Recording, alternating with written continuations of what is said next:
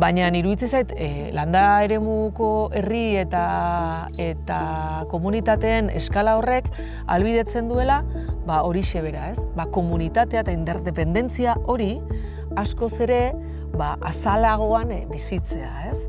Nik eskatzen hauena da, ez nahi izatea aztertu zer dauen gure ongizate material honen atzean. Eta hori ez berrikusi nahi izana. Eta ez mugitu nahi izana deus ere. Horrek asko kezkatzen hau.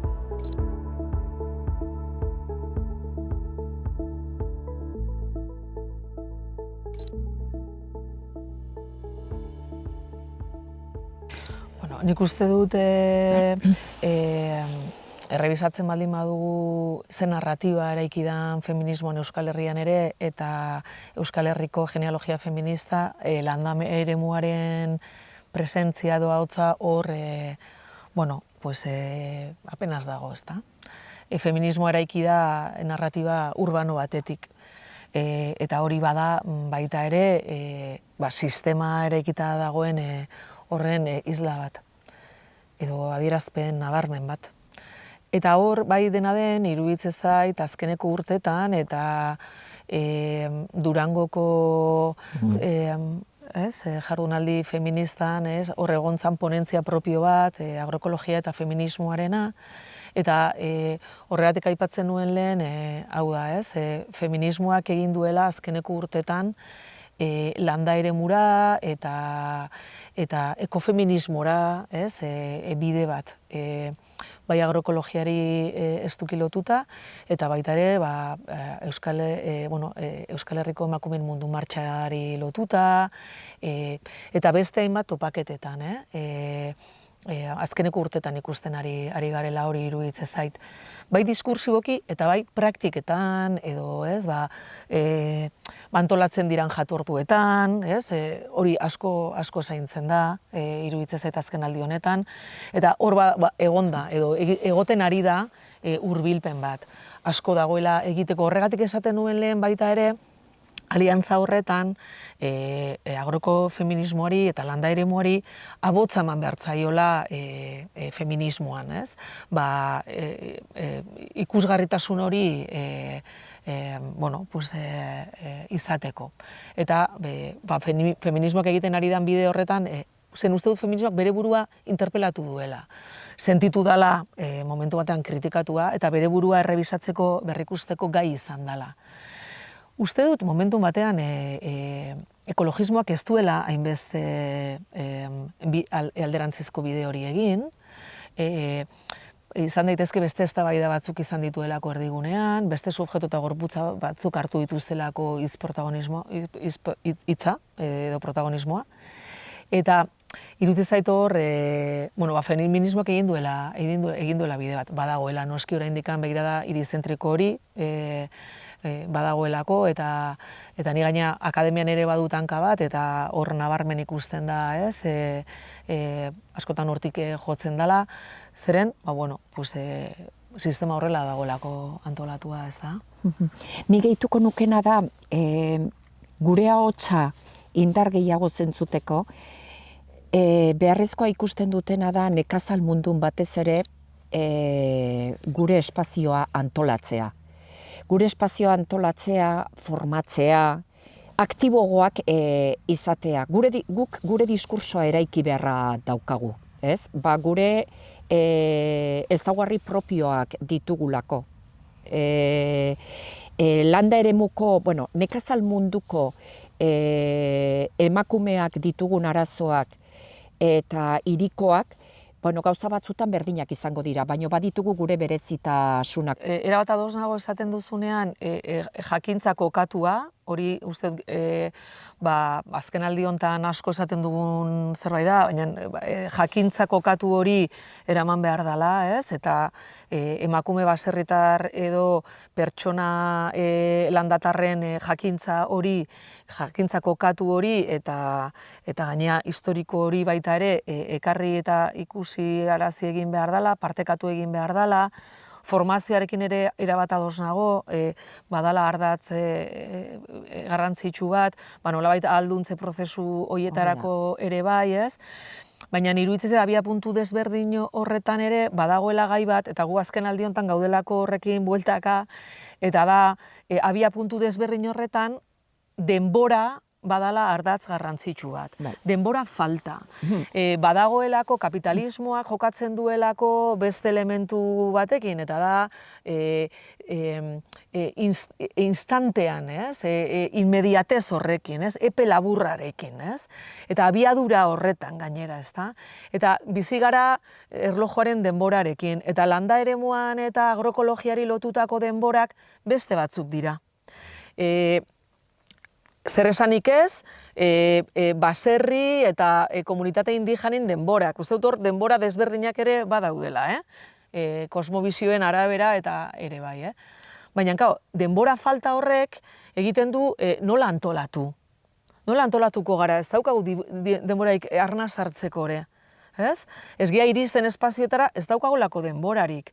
Daudelako antolatuta, patriarkatuarengatik, baina kapitalismoaren denboretara baita ere daudelako egokituta, ezta? Eta hor, bestelako bitartekoa jarri behar dira. Esaten dugunean laguntzak behar direla zaintzarako, denbora izateko laguntzak behar ditugu.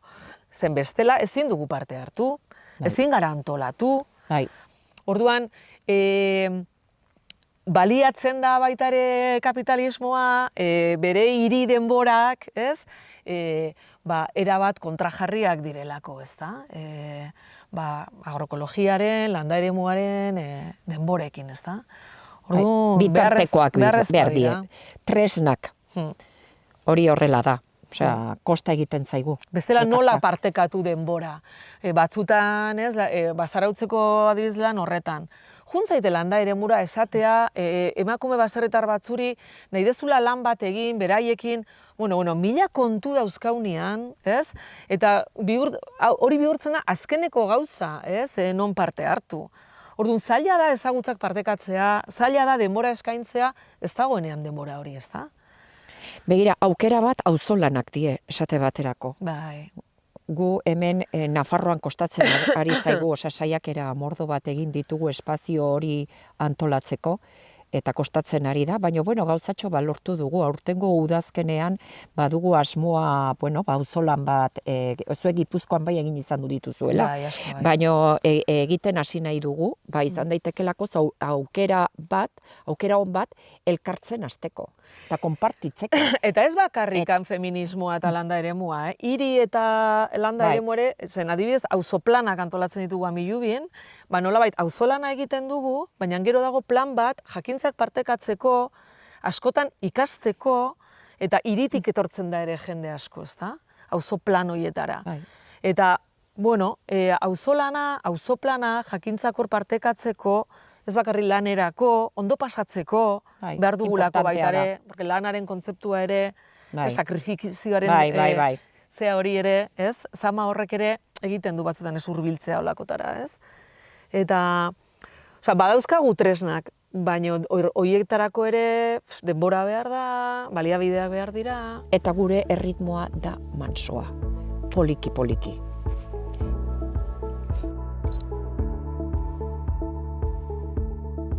Androzentrismo horretan, beste kontzeptu bat BBVaren figura hori etortzen zait honetaz hitz egiterakoan, edo zeinek ez du erabakitzen. Erabakian, izeberraren idei hori aipatzen denean, goian dagoena da gizonezkoa, txuria, heldua, hor dituen konotazio guzti horiekin. Eta horrek, klaro, inpaktoa, begirada horretatik antolatzen denez sistema hau, eta gainera gaur, nik uste dut gaur, inoiz baino kontrola handiagoa daukala gainea begirada horrek, ezurra badirudi ere, inoiz baino kontrola handiagoa, manejatzen du dena.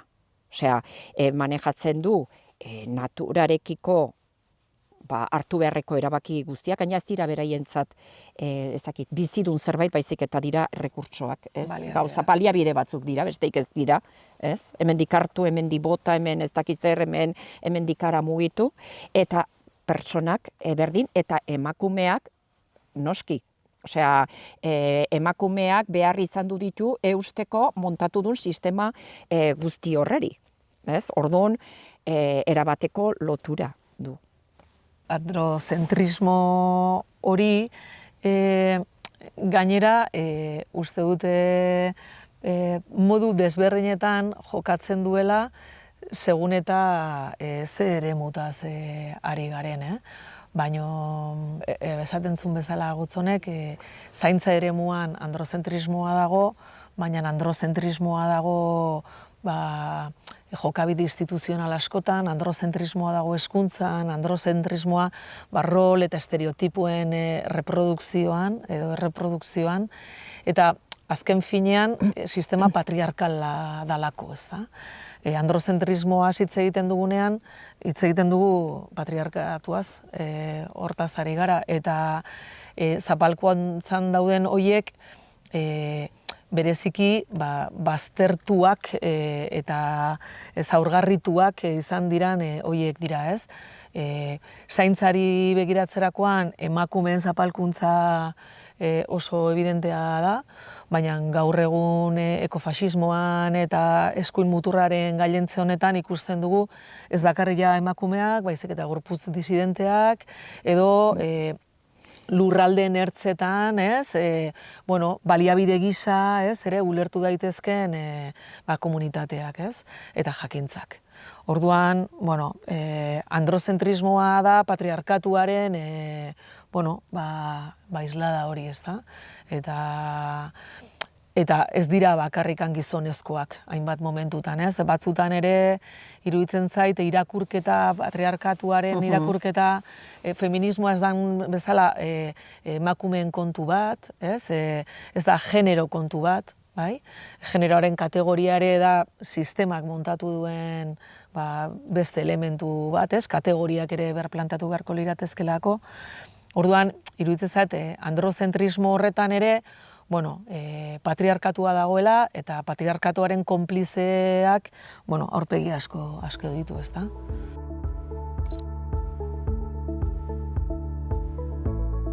Hainbat emakume joan egin dira landa eremutik, ez oain, leheno ere, izan ere, beraiei, sistemak beraien gain jartzen zituzten rol eta estereotipo horietatikan aldegin edo askatu nahian, ez? Eta, adibide asko daude, ez? Horrenak, ez da? Gaur-gaurkoz, edo momentu hontan, iruditzen zaite, hori momentun baten, zalantzak sortzen zaizkit benetan horrela gertatzen ari ote dan, iruditzen zait problematika asko gertatzen ari direla zaintzari lotuta landa eremuan ere, adibidez gizonezko bakarrik bizi diran gizonezko asko nola, ez? Euki izan dituzten, ez? Referentziak eta, beraien bizitzan jokatu duten, ez dakite beraien burua zaintzen, momentun baten, landa eremua ere, zerbitzu sozialetatikan ere erabat abandonatua izan da, espazioa da. Begiratzen zaiolako bakarrik ustialeku bat bezala, ez? Bizitza duen, eta pertsonen, eskubideak ere badirela landa eremuan eta baserrietan, ez da? Hala ere, eskalak uste dut, ahalbidetzen duela, eta gehiago etortzen zitzeten galdera horren aurrean, landa eremuak badituen aukerak, ez?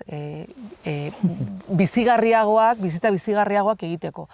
Nahiz eta beste problematika batzuk gertatzen ari diran, eta hainbat herri txikitan, emaginen eskutik adibidez, zaintza sistema eta herri txikien bizitza lantzen ari dira, edo herri zaintzaileen figura hori ere bada, ez? Ari dira hainbat herri txiki ere horretan pentsatzen, ez? Ari dira. Baina iruditzen zait, landa eremuko herri eta komunitateen eskala horrek ahalbidetzen duela, horixe bera, ez? Komunitatea eta interdependentzia hori askoz ere azalagoan bizitzea, ez? Eta interdependentzia azken finean erakusten digulako ekofeminismoaren baitan elkarren beharra dugula. Jateko, nik ezin dut jan behar dudan edo elikatzen nauen guzti hori ekoiztu, edo arropa ekoiztu, edo mugitzeko behar dudana, edo zaintzeko behar dudana, edo eguneroko bizitza aurrera eramateko bestearen beharra daukagula, alegia, ez? Eta hori komunitateak, interdependentzia hortan komunitateak ematen digu. Komunitatea ez dalako bakarrik espazio, harreman sozialetarako espazio bat, bai? Da bizitzeko oinarrizkoa dana, hori da komunitatea.